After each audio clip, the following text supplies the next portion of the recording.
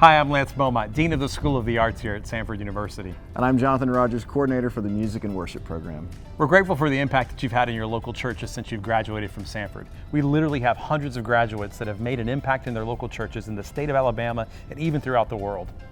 As we prepare for this year's homecoming celebration, we want to celebrate the incredible work that many of our alumni have been doing in the areas of worship, ministry, pastoral leadership, and we want to take a minute and just celebrate what you've done. We appreciate you representing your alma mater with excellence, and so we're preparing a special time as a part of the homecoming celebration this year. We want to invite you to become a part of that.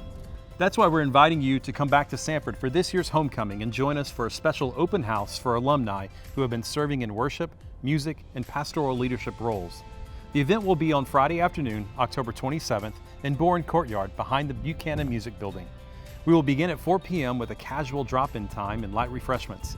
At 5:30, the a cappella choir will lead a Vespers service in Reed Chapel, followed by an all-alumni party on the quad later that evening. We can't wait to see you, catch up, and reconnect with one another.